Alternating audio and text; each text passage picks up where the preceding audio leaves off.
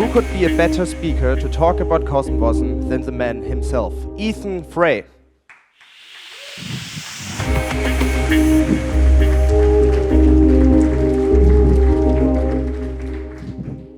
Hello, I'm Ethan Frey. I'm here today to speak about the future of CosmWasm. Before I get to the future, I need to tell a little about the present of CosmWasm. So first of all, what is CosmWasm? CosmWasm is the only Cosmos native smart contracting platform. Yes, there are other smart contracting languages like Evmos and Agoric that run on Cosmos. But this is Cosmos native. It's easy to plug in any Cosmos SDK chain. It runs on many, many chains. It's not an overhaul. And it's deeply integrated into other native Go modules. It's built from the ground up to be compatible with the Cosmos SDK. So we tie into your native modules like osmosis swapping. We tie into stuff like Desmos is tying it in there. And we also tie deeply into IBC, so contracts are IBC compatible. I think it's a very important point because you play really well with the Cosmos SDK. The second point is it's the only platform outside of the EVM to run on multiple chains. Like, there are a few other ones, but multiple public blockchains that really have adoption. There's EVM, everything's EVM. And all the other languages are basically on one blockchain. And this is really independent of blockchains. There are many different blockchains. You can move from one to another to another. And I think it's a very key point as you scale up in the future. And finally, it's a secure and performant foundation to build your applications. So yeah, if you're looking for something solid, you can build it on this. And adoption is really speeding up. I've seen this. So in 2020, summer 2020, we released a more or less basic version we said was OK to use, 0.10, and that started getting adopted right away by Terra and Secret. And by the time I went to Lisbon in November, we had 5 chains running on that. In a year and a half, we had 5 chains adopt it. And since then, I pitched why your chain should use CosmWasm, and it's just exploded. In the last half year, we've seen 8 more chains adopt it, and I don't know how many have in testnet discussing adding it, and a lot more coming out in the next few months already. I expect this to another 2 or 3 in the next month. So this is really nice adoption. It's really impressive. And thank you very much for everyone who's trusted us and put CosmWasm on your blockchain. Thank you.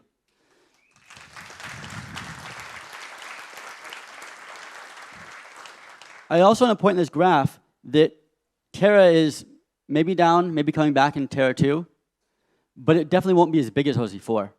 So before, basically, CosmWasm was Terra and a few small chains.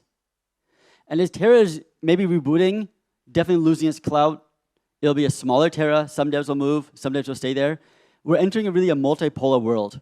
So you see all these blockchains, they'll all coexist, and there won't be one big blockchain showering over it. So I think it's very interesting what we're getting to. A lot of these blockchains are focused on certain things. CyberCongress is focused on the AI. Desmos is social networking. Stargaze on NFTs. Osmosis on DEX. So a lot of these will focus on a niche, gather around that niche, and communicate between each other. So I really expect this to happen, not just one big chain like Ethereum has still, with a few L2s. There's no L2s, we're all L1s. We're all equal chains talking to each other, running CosmWasm. So I really think it's a very interesting place to be in the present, because we're building a new ecosystem with a new platform that runs on many compatible chains. They can communicate with each other, and there's no single central point. So we're really building a distributed center of many blockchains working together. So I'm looking forward to that. And we've built a stable foundation. So the last month since Lisbon, we've really worked hard. We've gotten the CosmWasm 1.0 release. I don't know if you heard that yet. We took off the beta tag. We spent 7 months going through it, auditing it, going through it, got very good results, fixed a few small security issues. It's polished. It's 1.0. The Rust libraries are 1.0. They're stable. They're stable. I recommend for everyone to use them. It's a really big achievement for us. And we've also got WasmD 0.27. It's coming out in the next day or 2, and that is more or less feature complete for 1.0. We added state sync, people wanted for years. We've added IBCv3 interchain account support. We've added Cosmos SDK 45. So this is really a nice basis. We'll be auditing that one, also going through that one and checking every possible thing, really polishing it off. And this is a really stable basis we're at now. So this is where we are. We have a stable basis tied into multiple chains in a really big world, and it's adopting. Well, how can we get better? Thank you. So how can we make this better? So what we need to do is, first of all, better dev onboarding. So a lot of people that learn CosmWasm are quite happy with it, right? They take some hurdle. Once they got into it, like, oh, this is great. I like it. I learned APIs. I learned this. But getting that first step into it is definitely a little daunting. And we want to improve that. Our main focus now is to improve stuff like that. Tooling. There are lots of tools, and I'm scattered, incomplete. Like, we have processes. I like it, but yeah, a lot of stuff still done manually. Understand lots of levels of the stack as we understand it. But yes, if you come new to it and you want to do one little thing, sometimes you want better tools, and I appreciate that. Something else to focus on. Another big thing we want to focus on, this is like the year of IBC. Last year, IBC launched, right? ICS 20 came out, and it proved IBC existed. That all these blockchains, you've seen the map of zones. You see 40 blockchains connected with IBC, tokens everywhere moving around. It's beautiful. Show this connected. But this year goes beyond tokens, right? And I think we really can contribute to true multi-chain contracts, really tying these applications that run over multiple blockchains in harmony together. So that's really another focus you want to have for this year. So yeah, dev onboarding is hard. You come into it, you have to learn Rust. The tutorials, some of them like work for 0.16, not 1.0, or you have a video of mine from 2020 you're still looking at, and there's not a clear intro path. There's documentation here, some chains have their own documentation. There's not one place you go and say, I want to learn CosmWasm, where do I start? And you get a bunch of random links. And when you go through it, you learn it. There's documentation or repos, there's tutorial, there's stuff, but it's not clearly organized, and it's unclear how to connect to different chains. So you then, okay, I run my app, where do I connect to? We don't have a starter like Ethereum, just connect to, with a testnet. There's no clear chain, right? There are 10 chains, so how do you make a doc for them all? And so we're working better onboarding. It's really a major focus of ours right now. We stuck multiple devs on it already and pulling off product to focus on onboarding. And we're starting the CosmWasm Academy. So check it out, academy.cosmwasm.com. The site is live, the Academy will release soon. And we're going through choices. If you have a great contract dev, a great front-end dev working this full-time now, building out better tooling, building out tutorials, working on the documentation, working on training it up so people can just get onto it, take these courses, learn how to build contracts, learn how to build front-end, learn how to deploy it, and then start working full stack. And from there, you can pick it up. Once you get the basics down, you can learn, okay, quite the different RPC endpoint. Okay, I want to add this extra feature, the advanced tutorials. But really walking people in with video tutorials, with trainings, with stuff up to date, best practices, how to do it. So we're really focusing on that one. And yeah, another big thing for onboarding, it's been talked for a while, CosmWasm contracts in Go. These do exist now. Now, there's a repo, you can check it out, CosmWasm Go. It exists, it compiles, I've run contracts, they upload to 1.0, they're compatible. The tooling is not great yet. So I think it's really for explorers, not to load in production yet. They work, but the build system is a little, yeah, you have to read the README for it, and there's no example contracts for it. And yeah, so Archway is working on that one. They will be building this out. I don't know their timeline, but they're definitely working on their beautiful ORM they created for it. Some stuff there. They're working on some example contracts, some documentation, and I expect sometime this year that they'll be releasing like a very nice, easy way for people that are don't want to learn Rust. They can use Go and CosmWasm contracts and really make a second language.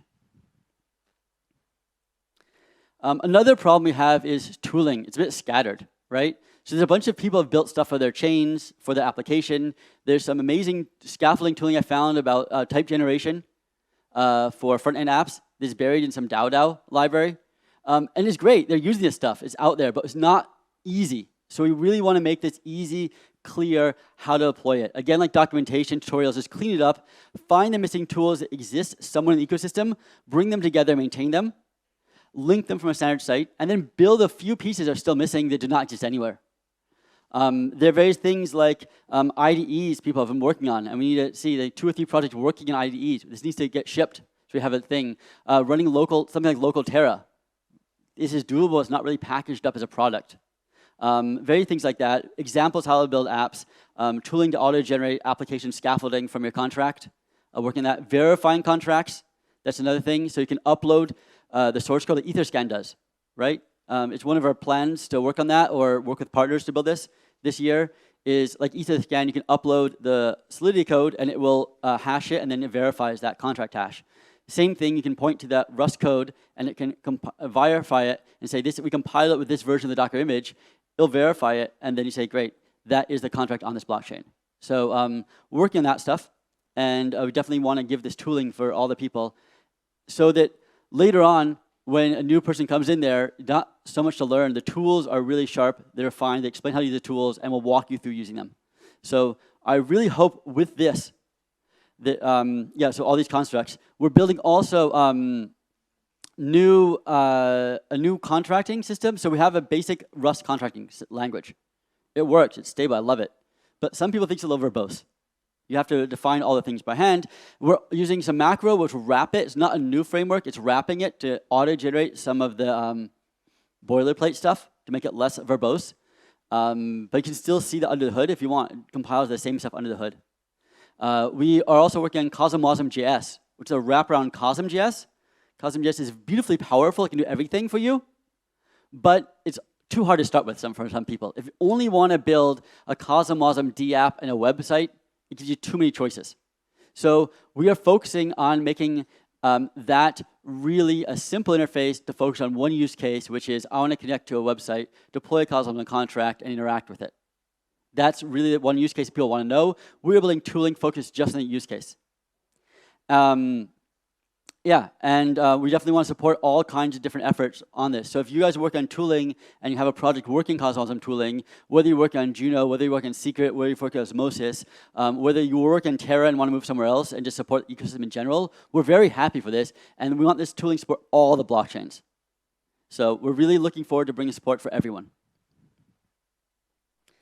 The last major point we're working on improving this year is IBC. So IBC is right now only tokens. So the vision of IBC is, and if you looked at the white paper they're pitching in 2020, was really this like TCP/IP could build any protocol possible on top of it. And it actually, if you've looked into it, if you're an engineer, you've looked into the design of it, it's very complex. It's really powerful. It's well done. But it allows all kinds of composability, all kinds of layers of abstraction. It's really nicely done, but it's only really been applied to one thing, which is token transfer, which is valuable. And if we're comparing it to TCP/IP, we need to build all kinds of other things on top of it to really show the power of it. You know, email was an amazing use of TCP/IP, and it was great, but it's not the only one. All kinds of things built after that.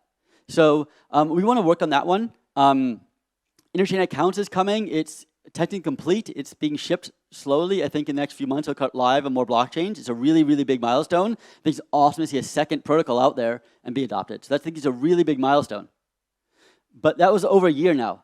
Interchain security is coming out too. And these are great protocols. I think it's a very, very valid protocol. I look forward to seeing the hub. I look forward to seeing it deployed. I look forward to seeing interchain security be a new way of launching zones. These are great ideas. But currently, they come out slowly. They're long research areas with a team, usually these large teams that are more focused on research, is not accessible. It's devoid from product, which is fine. It has been a hard job to do it.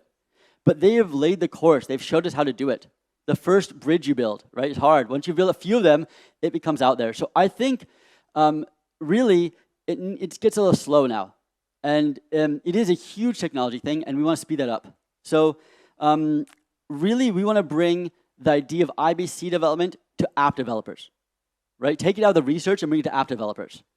And we've done that in CosmWasm by reducing a lot of the complexity. We produce basically most of the stuff you do in the IBC application, we handle already for you and expose a simple interface to the contracts.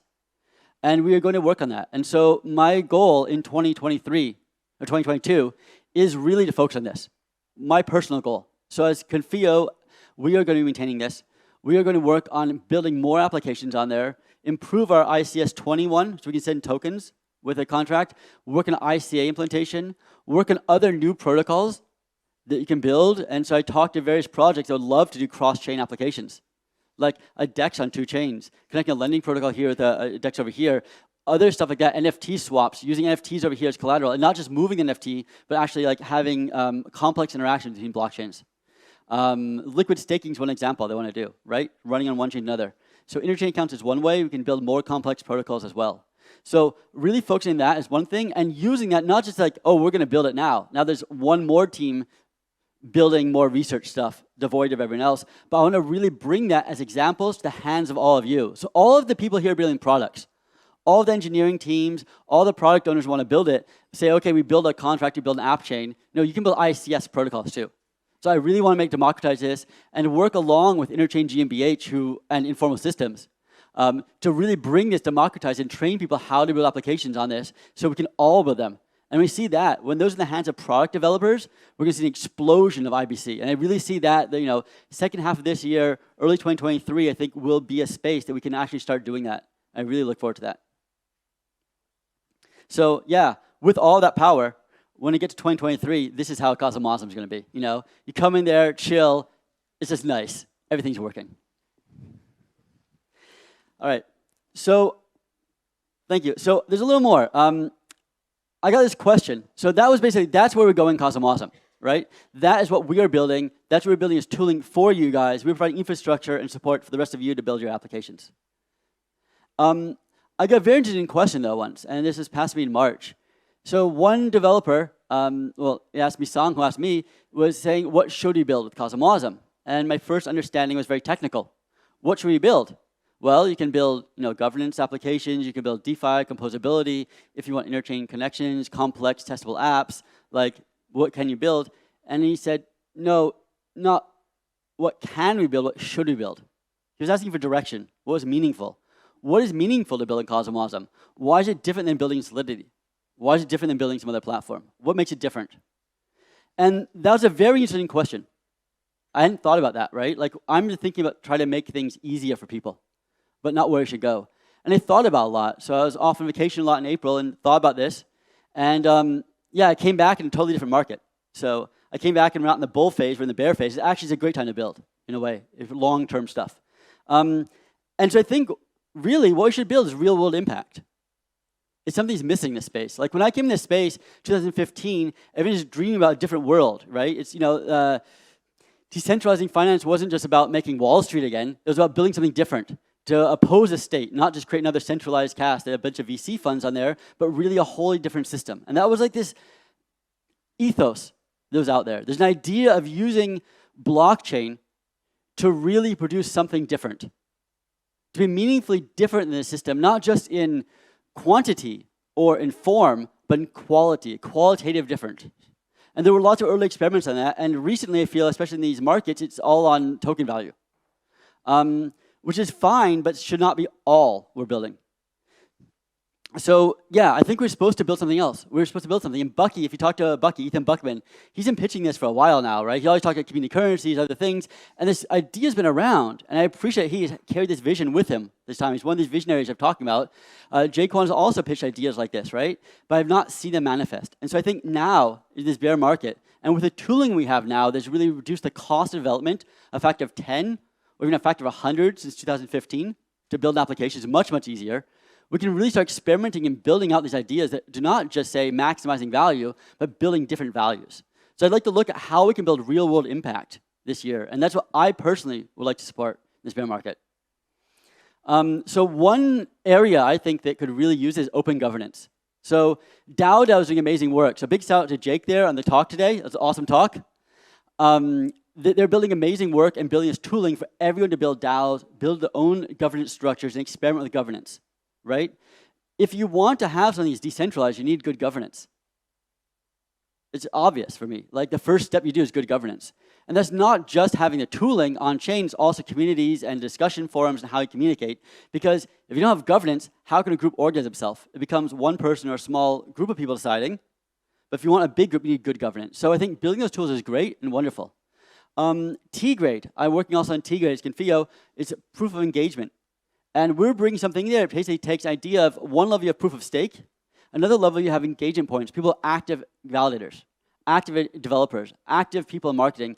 And when you want to get voting power as a validator, you mix them together. So the idea of mixing together not just a multi-sig, which is kind of proof of authority, or stake tokens of proof of stake, you can mix them together in some curve, even a sublinear curve, so basically anti-whale curve, and you both must have some authority, some engagement, some trust and reputation, and you must have stake together and make some other mechanism. You can mix and match these things. It opens a whole space of design.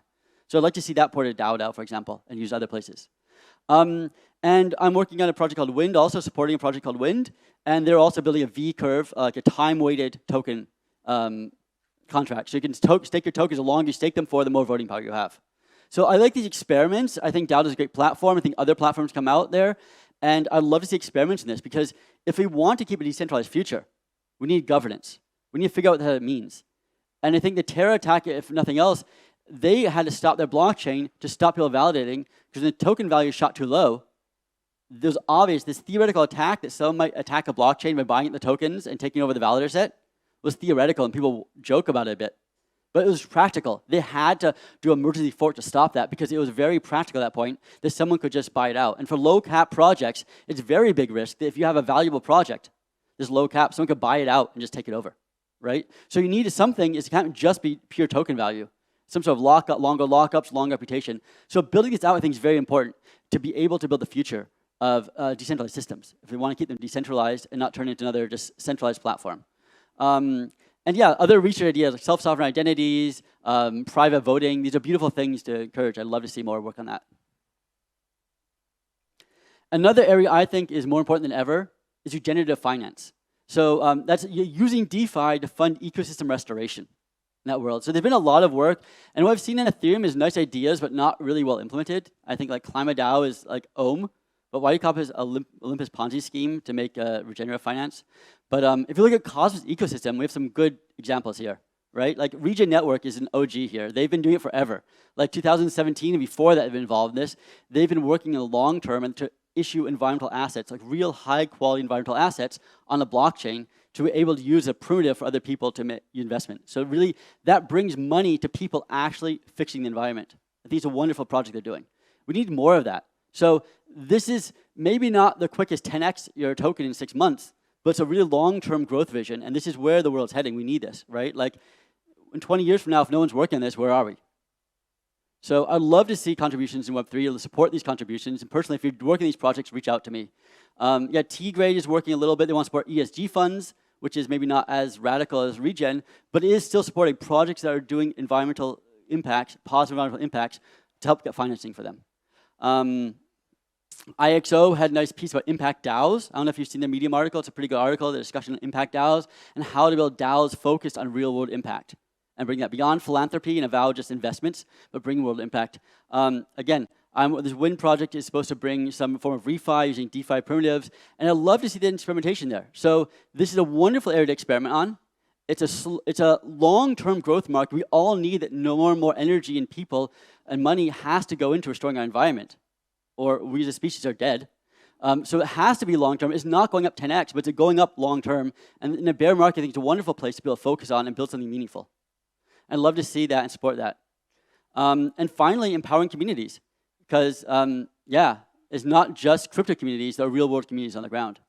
I don't know if you've looked at these projects, but there's a thing called grassroots economics, which is really cool. They're using the blockchain Kenya for community currencies. I think in Cello blockchain, actually. But yeah, it's cool that basically it's community-governed and community-issued currencies to be able to provide liquidity so they're able to trade and help raise everyone together, work together to raise their quality of life. There are beautiful projects out there. Informal is talking about a project called collaborative financing, which I love the idea of it. I don't know how it's going to shape out, but I like the idea is this direction of reaching out to real-world communities and helping empower them using blockchain technology. So I just want to bring back some of the ethos that I heard, 5-7 years ago before the ICO boom, and love to bring that back in this space and take advantage of this bear market with the tools we have now, with the talent we have now, with this huge ecosystem of Cosmos we have now, and really invest in building this out. So if you're building any project in this way and you want to talk to me, please just reach out to me, reach out on Discord, and I'm around. So yeah, time to build.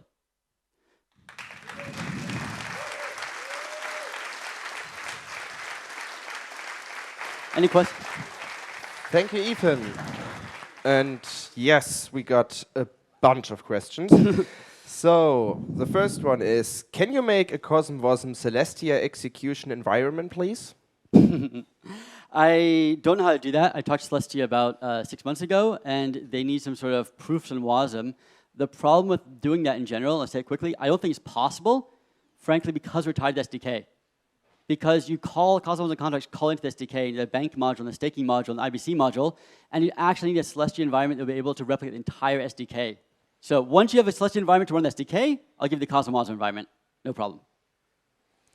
Another question is, will the academy be suitable even for someone with no prior coding skills at all? No, we are focusing on people that know some coding skills. So not advanced, but intermediate devs. If you know React, the DApp Academy is for you.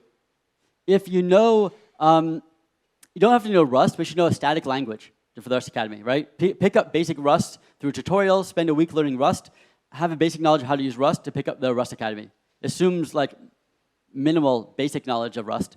But yeah, you should have some knowledge on it, some coding academy, and it's bringing you from a developer into a CosmWasm developer. Another question is, when CosmWasm in TypeScript? So you cannot write contracts in TypeScript. I'm assuming they're contracts, not building the whole VM. There are no contracts in TypeScript. You have to use assembly script, not TypeScript, because TypeScript cannot compile to WASM. Assembly script actually has types, that are integer types, is possible. Near did that. They abandoned that project. They said it wasn't stable enough to use in DeFi applications. I need to talk to them more. The only reason we thought it was possible is because Near had done that. They can compile it. It's compilable. It works, but they didn't trust the stability after using it for a year and a half on their mainnet, so I'm not sure it's the best choice. The next question is, are there any plans in the future to have an Open Zeppelin-style contract library? CW Plus is more or less that. That was my first take on Open Zeppelin. We provide things, everything in CW Plus is ready to use, basically. It's all these primitives. DAO took our CW3, CW4 contracts, they took them and then forked them and built them off there, right? A lot of people use our CW20 base contracts. These is Open Zeppelin. Look at our CW Plus, and that is your Open Zeppelin library to start with. If you have more requests, let us know. We have CW tokens, which is more community experiments that extend it. But CW Plus is really like our version of the trustable Open Zeppelin. Last question, where can we find the NG contracts framework? Aha! There is a branch. If you look in CW Plus, I just mentioned, there is a branch. It's called CW1 Whitelist NG right now. We are trying to rename it currently. This should be usable for early adopters in a month or so. It's a work in progress. So there is generation. Some of it still needs to be cleaned up a bit more, but we're getting pretty close to a first version of it. Thank you, Ethan. Thank you.